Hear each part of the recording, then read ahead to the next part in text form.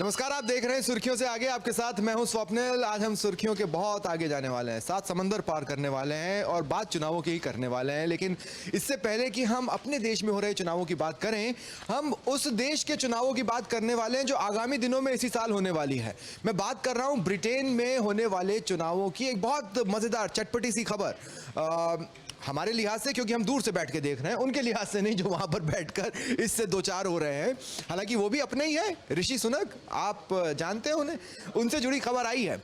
देखिए, बात क्या है कि कुछ महीनों में वहां पर इलेक्शंस होने हैं। इलेक्शंस के अनाउंसमेंट के बाद से पीएम ऋषि सुनक की जो पार्टी है, कंजर्वेटिव पार्टी, उसके 78 सांसदों ने चुनाव न लड़ने का ऐलान किया। उनमें से कईयों ने यह कहा कि अब राजनीति छोड़ने का वक्त आ गया है। उनमें से कुछ का यह कहना था कि दरअसल अब नई पीढ़ी का समय आ चुका है, नई पीढ़ी को मौका मिलना चाहिए। अब मुझे देखिए, हम ठोस बात नहीं कर रहे हैं, आप इसको एग्जैक्टली सुर्खियों से आगे मत लीजिए। हम सुर्खियों के बीच कहीं अपने देश से उसे जोड़ने की कोशिश कर रहे हैं, एक तरह से मजे ले रहे हैं। आप इसको इस फॉर्म में भी ले सकते हैं।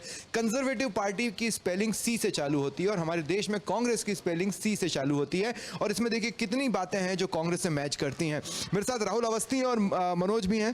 मनोज, इनिशियली मैं इनसे बात कर रहा हूं, आपको बीच में जहां मन करे कि मुझे कुछ बोलना है, एक बार मुझे आप बस हिंट कर दीजिएगा। कांग्रेस में भी इलेक्शंस के अनाउंसमेंट के बाद कई लोगों ने अनिच्छा जाहिर की और ब्रिटेन में भी वही देखने को मिल रहा है, पीएम ऋषि सुनक हैं। अच्छा, खास बात यह है कि अब सुनक को नई रणनीति बनानी होगी, ठीक वैसे ही जैसे फर्स्ट फेज के बाद बीजेपी को मनानी पड़ी। अब ये जो 78 हैं, इनके पीछे कोई ईडी सीबीआई तो है नहीं, तो हम ये भी नहीं कह सकते कि वो बीजेपी में जा रहे हैं। चल क्या रहा है वहां पर? जिस तरह के बयान वहां से आए निकल करके, वो एक तरफ तो बड़ा पॉजिटिव है और दूसरी तरफ से हम इसको मजाकिया लहजे में भी ले सकते हैं। पॉजिटिव इसलिए कि अगर कोई ये कहता है कि मैं नई पीढ़ी के लिए जगह छोड़ना चाहता हूँ और ये एक सकारात्मक पहल है, सब लोगों की मिलकर के, सब लोगों ने बैठ के डिसाइड किया कि नई पीढ़ी के लिए जगह बनाते हैं, तब तो ये बहुत कहना चाहिए, बहुत मैच्योर थॉट है। इससे मैच्योर कुछ हो नहीं सकता। अपन सुनक को देखते हैं या हम वैसे भी वहाँ के एमपीज को देखते हैं, तो वो हमारे यहाँ के पॉलिटिशियंस से तो यंग ही नजर आता है। सुनक यंग है, पर आप कई दूसरे पॉलिटिशियंस को देखेंगे जो कतार में कई पीछे बैठे होते हैं, कई मिडिल रोज में होते हैं और कई बिल्कुल आगे होते हैं। तो आप पाएंगे उसके अंदर कई बुजुर्ग भी हैं और शायद उन लोगों ने तय किया हो कि अब ये एक एज लिमिट होनी चाहिए और उसके बाद में नई पीढ़ी को मौका देना चाहिए। ये तो हुई वो बात जो बताई जाती है और कही जाती है। सच्चाई इससे अलग होती है। वहाँ पे भी कोई वॉशिंग मशीन है। वॉशिंग मशीन, हाँ, वॉशिंग मशीन हो नहीं हो, लेकिन उनको पता है कि इस बार जीतने वाले नहीं है साहब, इस बार हम निबट जाएंगे। लोगों का हमारे प्रति वैसा अट्रैक्शन नहीं है, वो अपने आप को लोकतांत्रिक व्यवस्था में फिट नहीं पा रहे हैं। हार से बेहतर ये है कि रिटायर्ड हर्ट हो जाओ, और ये रिटायर्ड हर्ट होने के तरीके हैं और अपने आप को बाहर करने के तरीके हैं। इंग्लैंड में जो कुछ हो रहा है वो बेसिकली अपने आप को चुनाव से हटाते हुए सेफर साइड में ले जाने की कोशिश है। उन लोगों को लग रहा है कि हम चुनाव हार जाएंगे। हाँ, लेकिन इससे इतर दूसरी चीज़ ये है कि कई सर्वेज ऐसे हैं जो वहाँ से आ रहे हैं, वो कह रहे हैं कि साहब जीत भी सकते हैं, लेकिन उन लोगों को ये हवा जैसे चुनाव से पहले कांग्रेस ने भाप ली ना, जैसे सी का आप जिक्र कर रहे हैं, तो तो खास बात यह है, इलेक्शंस के अनाउंसमेंट के बाद सर्वे में लेबर पार्टी डाउन हुई। हालांकि वो एग्जिट पोल नहीं होता है, वो तो सर्वे है। और कंजर्वेटिव पार्टी का 1% बढ़कर उनकी जीत की प्रोबेबिलिटी 22% तक बढ़ी। लेकिन इसके बाद 78 सांसद छोड़कर चले गए। अब सुनक बेसिकली मुझे ऐसा लगता है कि राहुल गांधी जिस फॉर्मूले की पॉलिटिक्स करते हैं, ऋषि सुनक उस फॉर्मूले से लोगों से जुड़ने की कोशिश करते हैं। जैसे सुनक भी मेट्रो में निकल पड़ते हैं, हर कम्युनिटी के लोगों से मिलते हैं। सुनक भी लोगों के बीच में जाकर उनके बीच में वो नहीं जैसे ब्रिटेन जोड़ो यात्रा टाइप की निकाल रहे हो, कुछ वैसा सा महसूस होता है। हाँ, मतलब मैं एक बात कह रहा हूँ, हम कंपेयर कर रहा हूँ मैं कि अगर इनका फॉर्मूला भारत जोड़ो है तो उनका हो सकता है ब्रिटेन जोड़ो टाइप से वो घूम रहे हैं। मैं ये कह रहा हूँ कि क्या वो फॉर्मूला ही कैची नहीं है? आपको हार का डर क्यों सता रहा है? हाँ, अब आपने जोड़ो की बात की तो मैं इसमें छोड़ो की बात करूंगा। ये यूरोप छोड़ो फार्मूला एक जो था, आपको याद होगा, जो ब्रेग्जिट था, उस ब्रेग्जिट के बाद में कई लोगों को इससे कोफ्त हुई। वो इसे पसंद नहीं कर रहे थे, वो ब्रेग्जिट को एंजॉय नहीं कर रहे। हमारे यहाँ भी नहीं कोई एंजॉय कर रहा था। एक दड़ा था ना वो जो भैंसों में लगा था। तो वो ब्रेग्जिट एक बहुत बड़ा कारण बना कि आपने कर तो दिया बड़े ऐलानिया तरीके से, लेकिन उसका वो मज़ा वहाँ के लोगों को आया नहीं। वो मज़ा जो मैं सबको देना चाहता हूँ, वो मज़ा आया नहीं। और क्योंकि वो मज़ा नहीं आया, इसलिए लोगों की एक एंटी इनकम्बेंसी बनती चली गई। जो पुरानी सोच के लोग हैं वो शायद नए पर्यावरण को समझ नहीं पा रहे। इस बात को वहाँ के एमपीज पहले ही भांप चुके हैं, और जब वो पुराने हटेंगे, आप ये देखिए, ये एक सेट फार्मूला है। एंटी इनकम्बेंसी कई बार लीडरशिप के खिलाफ ना होकर के उन एमपीज के खिलाफ होती है हिंदुस्तान में, या उन एमएलएस के खिलाफ होती है जिन्हों रिप्रेजेंटेटिव होते हैं उनके। जब आप उनका नाम चेंज कर देते हैं तो कई बार हमने देखा है कि वही पार्टी वापस जीत करके आ जाती है नाम चेंज करने से। हो सकता है ये एक कलेक्टिव कंजर्वेटिव पार्टी की अप्रोच हो, ऐसा करते हैं। और मैं इसीलिए कहा कि ऋषि सुनक को अब नई रणनीति बनानी होगी। अब देखिए, ब्रिटेन को इंडिया तो है नहीं कि विपक्ष वहाँ पर एक SC/ST आरक्षण का मुद्दा और उसका नैरेटिव सेट कर ले, या वहाँ पे कोई ऐसा चर्च नहीं बना, उसकी तो कमियां ही नहीं होंगी। है नैरेटिव है, नैरेटिव है वहाँ पे। नैरेटिव है, जब बाहरी और मूल रूप से जो ब्रिटेन के लोग हैं, आप ब्रिटेन को बहुत ज़्यादा समावेशी मान सकते हैं, लोग ऐसा प्रिटेंड करने की कोशिश करते हैं, लेकिन उन लोगों के अंदर एक गुस्सा है। आप रेशियल साइड जा रहे हैं। मैं रेशियल साइड जा रहा हूँ। उन लोगों के अंदर एक गुस्सा है कि बाहर के लोगों ने आकर के हमारे यहाँ सारे सिस्टम को एनक्रोच कर लिया है। बोल देता हूँ, ये आपने सैम पित्रोदा वाला एंगल खोजा। हाँ हाँ, मुझे भी वो फ्रेंच कट रखनी पड़ेगी, बाल सफ़ेद और दाढ़ी काली लेकिन मेरा उल्टा है पर वहाँ के लोगों के अंदर एक सेंस ऑफ इनसिक्योरिटी है जो घर कर रही है, और ये रेसिस्ट, मैं रेसिज्म के बिल्कुल खिलाफ हूँ, लेकिन वो रेसिस्ट अप्रोच आपको यूरोप के कई भागों के अंदर दिखाई देगी, वो है। और वो कहीं ना कहीं इलेक्शंस के अंदर बहुत ज़्यादा मायने भी रखने लगी है। कहीं आपने देखा जो फार कहना चाहिए दक्षिणपंथी विचारधारा के नेता हैं, वो यूरोप में जीत करके आ रहे हैं। उन कंट्रीज़ की अगर हम वीज़ा पॉलिसीज़ को भी देखें, खासकर अब उधर ये एक माहौल सेट हो रहा है कि हमारे यहाँ बेरोजगारी का कारण ये है कि बाहर वाले आके यहाँ पर काम कर रहे हैं। मनोज को भी इंटरेस्ट आया, उन्होंने इशारा किया वो इसमें कुछ जोड़ना चाह रहे हैं। मैं पूरी राजनीति पे बात करूंगा इसमें, चाहे भारत की राजनीति हो। आपको कुछ साल पहले जाना होगा, जब लाल कृष्ण आडवाणी की बात आई थी कि कुछ दिया जाए, तो उस समय यही बात निकल के आई थी कि अब उनकी उम्र हो चुकी है। और हाँ, और कई देशों में ये भी देखने को मिला है, कई देशों के राष्ट्राध्यक्ष या प्रधानमंत्री ऐसे हैं कि जो काफ़ी बुजुर्ग हैं और जिन पर चला भी नहीं जा रहा, चलते चलते गिर भी जाते हैं। ऐसी भी कई तस्वीरें आई हैं कई देशों के नेताओं की। लोग राजनीति या कुर्सी छोड़ना नहीं चाहते। अब वहाँ के 78 लोगों ने निर्णय लिया है, जिस तरह से हो सकता है उनकी उम्र ज़्यादा हो गई हो, इस वजह से उन्होंने फैसला लिया। और ये बात भी सही है, मेरा मानना है, राजनीति चाहे भारत की हो चाहे किसी भी देश की हो, जिस तरह से रिटायरमेंट की उम्र 60 वर्ष होती है, तो राजनीति में भी रिटायरमेंट की उम्र होनी चाहिए, जिससे जो नए लोग हैं जो देश के लिए कुछ कर सकते हैं, ऊर्जावान होते हैं, उनको भी मौका मिला। उन 78 लोगों ने किस तरह से निर्णय लिया कि भाई चुनाव नहीं लड़ना है। हो सकता है उम्र का एक तकाजा हो, और हो सकता है हार का भय हो, तो माथे पर हार का ठप्पा लगवाने के बजाय बेहतर है कि चुनाव ही ना लड़े। और यहाँ भी देश में अभी जब लोकसभा चुनाव चल रहे हैं, कई ऐसे नेता हैं पार्टी के, कांग्रेस से भी हैं, भाजपा से भी हैं, जो चुनाव नहीं लड़ रहे हैं। कई नेताओं के ऐसे नाम हैं। तो एक वो अनुभव और युवा का कॉकटेल हम बनाएंगे, एक बैलेंस बनाएंगे, ये कांग्रेस का एक समय बयान आया था। अब हम ये तो नहीं कह सकते कि कंजर्वेटिव पार्टी को अनुभव की ज़रूरत नहीं है, उन्हें भी अनुभव की ज़रूरत है, लेकिन देखना होगा आने वाले समय में ब्रिटेन के चुनाव बहुत एक्साइटिंग होने वाले हैं। अगर आप इंटरनेशनल मामलों पर नज़र रखते हैं तो आज से ब्रिटेन पर तो विशेष तौर पर नज़र रखना चालू कर दें। एक दिन घूमकर आपको इस सुर्खियों से आगे का वीडियो ज़रूर याद आएगा। बहरहाल आगे बढ़ते हैं। जब बात हुई कि नई पीढ़ी का समय आया है, तो ये सवाल कांग्रेस को लेकर उठता रहा है कि गांधी परिवार से नई पीढ़ी का समय तो आ जाता है, लेकिन अन्य प्रदेशों में नई पीढ़ी का क्या होता है। बड़ा इंटरेस्टिंगली अशोक गहलोत का एक बयान दोबारा आया है। उन्होंने जो लोग कांग्रेस छोड़कर बीजेपी में गए उन्हें दोबारा नॉन परफॉर्मिंग एसेट कहा है, लेकिन बात सिर्फ यहीं खत्म नहीं होती। उन्होंने कुछ पुराने शब्द दोहराए हैं। उन्होंने नकारा शब्द दोहराया है, उन्होंने निकम्मा शब्द दोहराया है, उन्होंने गद्दार शब्द को बोला, पीठ में छुरा घोंपने वाले शब्द का इस्तेमाल किया, और फिर ये बताया कि ये शब्द आपस में भाई बहन है। इस बात को समझिए, ये पर्यायवाची नहीं है, ये एक दूसरे के पूरक नहीं है, ये भाई बहन है। इनमें एक अजीब तरह का रिश्ता उन्होंने गांठने की कोशिश की। तो हम शब्दों के साइड तो नहीं जाते हैं, उनकी जो भावना है उस पर जाते हैं। तो मैं सिर्फ ये कहना चाहता हूं, फिर तो 70 ठीक ही आए, बल्कि और कम होने चाहिए थे। मैं शब्दों के साथ जाऊंगा, ठीक है। और शब्दों के साथ जाते हुए मैं ये कहूँगा, मैं अभी तक मेरा दिमाग एक सोचता था नाकारा और निकम्मा ये एक वचन पुल्लिंग है ना लेकिन आज ही मुझे पता चला कि नहीं, नाकारा और निकम्मा बहुवचन में स्त्रीलिंग भी हो सकता है और पुल्लिंग भी हो सकता है, अगर गहलोत के चश्मे से हम देखते हैं तो। ये तो हुई शब्द की बात है ना। अब बात करामात से आगे बढ़ते हुए उन्होंने ऐसा कहा क्यों, अब ये देखने का नज़रिया है। मैं समझता हूँ कई ऐसे हैं जो कांग्रेस ज्वाइन करते हैं बीजेपी से निकल करके। क्या वो लोग भी नाकारा और निकम्मा है? क्या वो सारे के सारे लोग भी नॉन परफॉर्मिंग एसेट्स थे बीजेपी के और उनको आप लोगों ने हाथों हाथ ले लिया?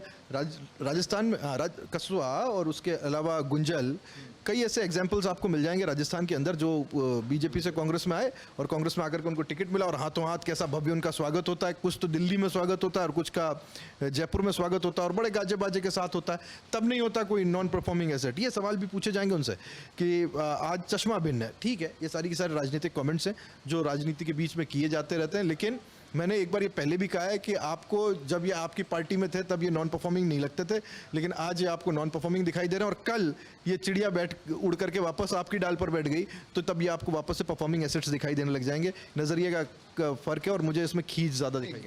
क्या गहलोत को उनके नॉन परफॉर्मिंग होने का पता तब चला जब वो बीजेपी में चले गए या जब वो अपने विभाग संभाल रहे थे? तब भी उन्हें इस बात की भनक थी। आपने नकारा निकम्मा शब्द किसी खास के लिए एक वक्त पर इस्तेमाल किया हुआ है, वो अब भी लॉयल बनकर पार्टी में टिका हुआ है, लेकिन आज जो चले गए हैं आप उनको अब नकारा निकम्मा और गद्दार कह रहे हैं। पॉइंट बीइंग कि वो उन चेहरों में से भी कुछ विशेष गुट के थे। मैं इसे ये ले रहा हूँ कि जो गुटबाजी की बात थी वो तो सामने आ गई है, इसमें कोई शक नहीं है। आप देखेंगे सीपी जोशी गुट के दो बड़े चेहरे जो चले गए, हो सकता है उन्हें पार्टी में अपना भविष्य न नजर आया हो, लेकिन अशोक गहलोत कुछ भी यूं ही नहीं कहते। हमें अपने दिमाग की हर नसों को भींचना होगा, मसलना होगा कि आखिर अशोक गहलोत आज और अब ये बयान क्यों दे रहे हैं। खासकर ये आज के दिन अपने आप में महत्वपूर्ण हो जाता है। आज के दिन जो बयान दिया है, शब्दों की तो मैं निंदा करता हूँ, जिस शब्दों का उपयोग किया गया है, नकारा हो, निकम्मा हो या अन्य जो भी कहा हो, क्योंकि अशोक गहलोत एक मजे हुए नेता हैं, राजस्थान के 3 बार मुख्यमंत्री रहे हैं, जिम्मेदार नागरिक हैं और केंद्र में भी मंत्री रहे हैं। उनके मुंह से ऐसे शब्दों का निकलना अपने आप में एक भारी बात होती है, पर चुनावों में किसकी बात की जाए, हर नेता के मुँह से कुछ ना कुछ निकल ही रहा है, कुछ ना कुछ सभी नेताओं के मुँह से निकल रहा है, उनके मुँह से निकला है। तो वही फिर बात आ रही है कि जब अशोक गहलोत खुद कहते आए कि मैं कुछ कहता हूं तो उसके कुछ मायने होते हैं। अब इन मायनों नहीं, वो ये कहते आए हैं हमेशा कि कुछ चीज़ें बताने की और कुछ चीज़ें छिपाने की होती हैं, तो वो कुछ चीज़ें छिपाकर बहुत कुछ बताते हैं। नहीं, बात ये बात भी सही है, खबर वो नहीं है जो खबर बताई जा रही है, खबर वही है जो छुपाई जा रही है। तो उन्होंने इसको छुपाने की तो कोशिश पूरी तरह से की है, लेकिन जिसको कहना है उसको इशारा दे तुमसे कहा गया है। अब चाहे वो पार्टी छोड़कर जाने वाले नेता हों या पार्टी में रह रहे हों वो नेता हों, किसके लिए कहा है ये ढूंढना अभी बाकी है। नॉन परफॉर्मिंग एसेट्स के साथ आप एक वक्त अपनी अलग पंगत बिठाते हैं, आलाकमान की ओर से परोसने आए व्यक्ति को साइडलाइन कर देते हैं और फिर उन्हीं नॉन परफॉर्मिंग एसेट्स को आप खो देते हैं, फिर आप उन्हें नकारा निकम्मा गद्दार कहते हैं। न जाने इसके अपोजिट कितनी घटनाएं बीते 5 सालों में हम लोगों ने देखी है। मैं ये कह रहा हूँ ना कि मुझे खींच ज़्यादा नज़र आती है। अब आप कहते हैं कई चीज़ें होती हैं जो बताई जाती हैं और कई चीज़ें होती हैं छुपाई जाती हैं। पहले तो मैं कहता हूँ कि भाई समाचार प्लस पर पोल खोल देख लीजिए, कान पोल देख लीजिएगा आप, और जैसे ही आप कान पोल देखेंगे आपको पता चल जाएगा जो खबर बताई नहीं जाती वो भी हम बता देते हैं, आपको बस समझदार होना पड़ेगा। दूसरी बात ये है कि आज उनका कहने के पीछे और छुपाने के पीछे अगर आप इन दोनों चीज़ों का विश्लेषण करते हैं तो सवाल ये पूछा जाना ज़रूरी है कि तब क्यों छुपा रहे थे जब ये लोग आपके कैबिनेट में और आपके बिल्कुल कोर ग्रुप में हुआ करते थे। तब आपको बताना चाहिए था, और तब अगर ये नॉन परफॉर्मिंग थे तो फिर इनको प्रदेश की जनता के ऊपर क्यों लादा गया उन मंत्रियों के तौर पे, ये सवाल पूछा जाएगा और इसका भी जवाब देना पड़ेगा कि तब वो परफॉर्मिंग थे।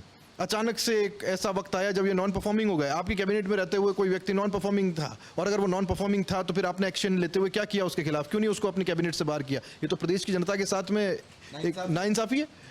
वो तो आपसे एक्सपेक्ट कर रहे थे कि सबसे ज़्यादा परफॉर्म करने वाला व्यक्ति कैबिनेट में होना चाहिए, और ये विवेकाधिकार होता है मुख्यमंत्री का, और मुख्यमंत्री रहते हुए आपने क्या उस विवेकाधिकार का गलत प्रयोग किया, या फिर आप फंसे हुए थे सोशल इंजीनियरिंग में? ये सारे के सारे सवाल जब घूम करके जाएंगे तो कई बार बूमरैंग हो जाता है। लेकिन गहलोत ने चुनाव के बीच में ऐसा कुछ कहा है, चुनाव बीत जाएंगे, ये बातें भी बीत जाएंगी। अरविंद केजरीवाल पर आता है। जैसा कि मैंने कुछ दिनों पहले आपको बताया था, मेरा एक दोस्त है, उन्हें मास्टर ऑफ केओस कहता है। उन्होंने सुप्रीम कोर्ट में एक याचिका लगाई है, राहुल मनोज, और 7 दिन जमानत बढ़ाने की मांग की है। 2 जून को उन्हें सरेंडर करना है, हाँ, और उन्हें 2 जून को सरेंडर करना है।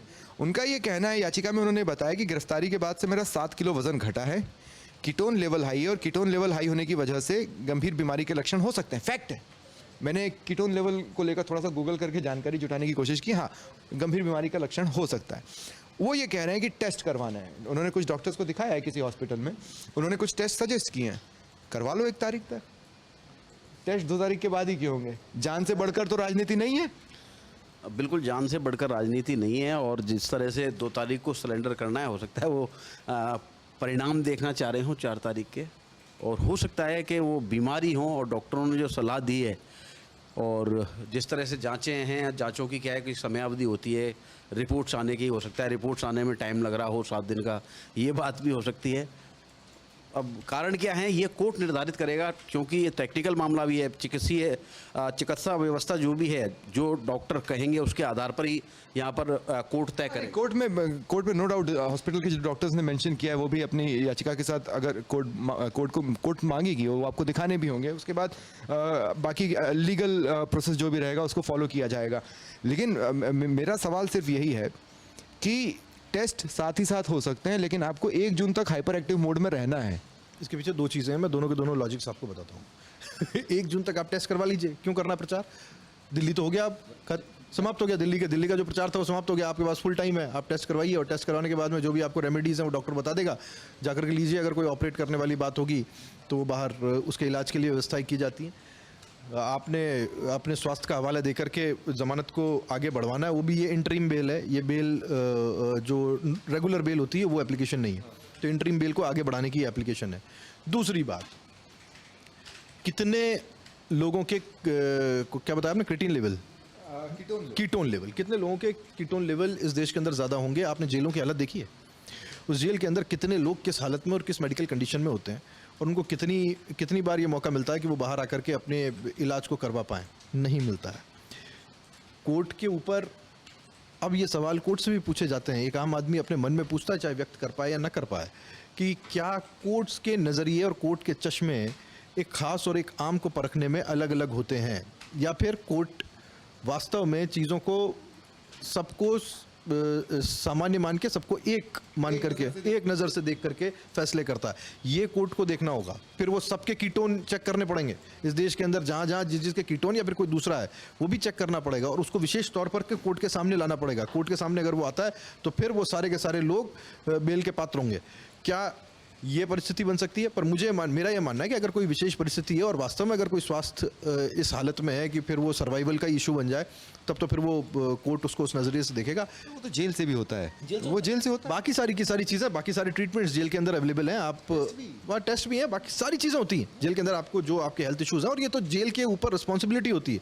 उनके लिए तो दिक्कत हो जाएगी अगर कोई इतना बड़ा व्यक्ति, बशर्ते वो कोर्ट के लिए बड़ा हो ना हो, लेकिन जेल के अंदर तो एक जेलर की या फिर उसके अंदर सुपरिटेंडेंट की इतनी रिस्पॉन्सिबिलिटी हो जाती है किस तरीके से इस आदमी को ठीक ठाक रखा जाए, इसके साथ कुछ गड़बड़ नहीं होनी चाहिए कम से कम मेरे कार्यकाल के अंदर, वरना मेरे ऊपर गाज गिर जाएगी। इसको स्वस्थ रखना, इसको ठीक रखना, और अंदर वो एक व्यवस्था बनी होती है, आपको आपके टेस्ट रेगुलर होते रहेंगे, और जो जो चीज़ें आपको चाहिए, और अगर बाहर से मेडिकल ट्रीटमेंट चाहिए तो उसकी व्यवस्था होती है। और लास्ट में बीजेपी की मैं बात करना चाहता हूँ।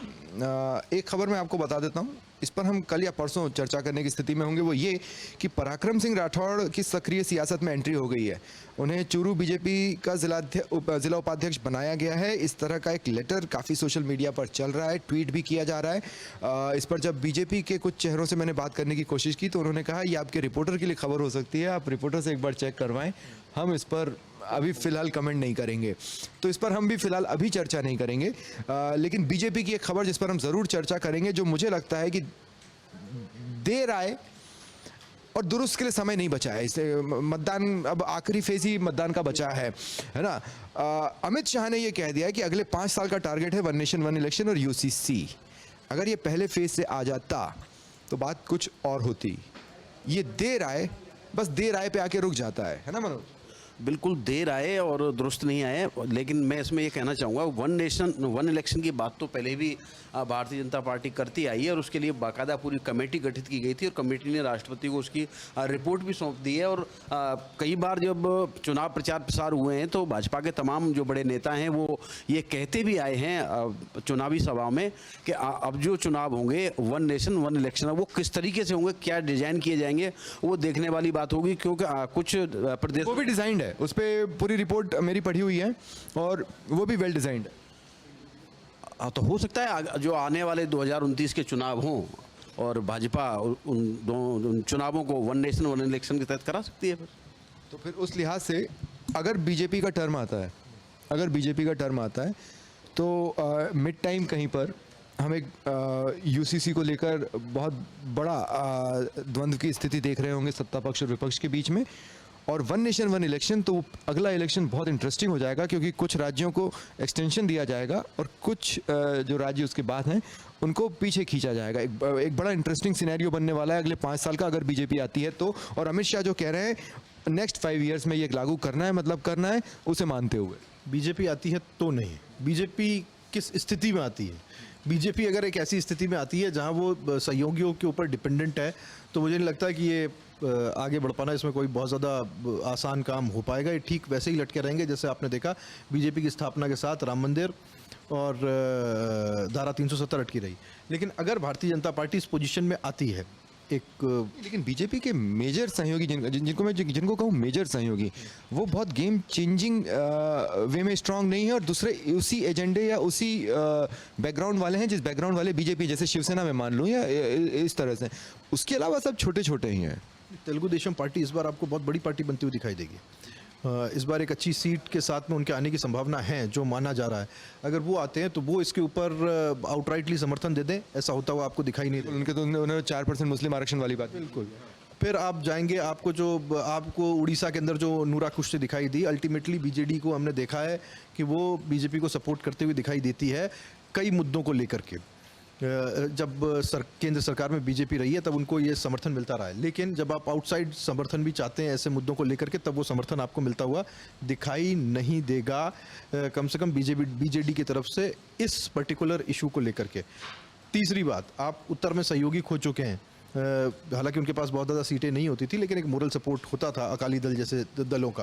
तो भारतीय जनता पार्टी को अब जो करना है वो इन मुद्दों को लेकर के खुद अपने लेवल पे करना है और अपने बूते करना है। शिवसेना एक एक्सेप्शन है जो समान विचारधारा की, और लगभग अब शिवसेना और बीजेपी को आप अलग अलग नहीं कर सकते, दोनों के दोनों एक जैसी पार्टियाँ हो गई हैं। लेकिन अब उनके पास सहयोगियों की कमी तब अखरेगी अगर भारतीय जनता पार्टी खुद उस पोजीशन में नहीं आती जिस पोजीशन में वो अपने आप को 300, 325 या 350 पे एक्सपेक्ट करते हैं। अगर वहाँ तक नहीं होते तो फिर ये चीज़ वैसी ही लटकी रहेंगी, ये मुद्दे के मुद्दे रहेंगे। अगर वो उस पोजीशन में आते हैं तब ये बात आगे बढ़ती हुई। क्या चुनावों के बाद किसी नए प्रकार के अलायंसेस हो सकते हैं?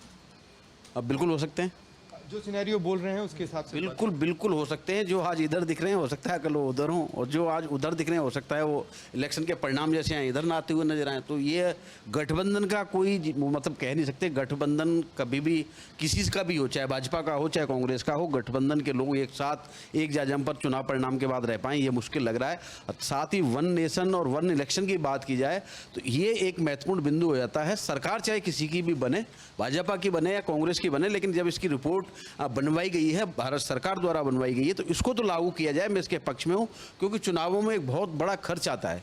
अलग अलग चुनाव होते हैं, अलग अलग खर्चा होता है। एक साथ चुनाव होगा तो देश के विकास को इस खर्चे से बचने के लिए एक गति मिलेगी, कह सकते हैं देश के विकास को पंख लग जाएंगे अगर वन नेशन वन। नए तरह के अलायंसेस आप एक्सपेक्ट कर रहे हैं क्या? जैसे मैं वैसे तो फार फेचेड है, होने वाला नहीं है, लेकिन मान लीजिए ज़रूरत पड़ी तो उद्धव साइड की भी तो शिवसेना है। मैं ये कह रहा हूँ कि क्या न्यू अलायंसेस डेवलप हो सकते हैं नंबर्स के हिसाब से बाद में? अगर ऐसी परिस्थिति बनती है तो क्यों नहीं। आज के अगर आप किसी बच्चे के जो आज़ाद युवा हुआ है और पहली बार वो देश के इलेक्शन को देख रहा है और वो बीजेपी और टीएमसी के बीच की राइवलरी देखता है, वो कौन मानेगा कि एक ज़माना ऐसा था कि टीएमसी के सांसद भारतीय जनता पार्टी के सांसद के साथ में गलवैयाँ करते हुए लोकसभा में दिखाई देते थे और उनके मंत्री होते थे और बड़ी कद की पार्टी टीएमसी हुआ करती थी और बीजेपी का सपोर्ट हुआ करता था।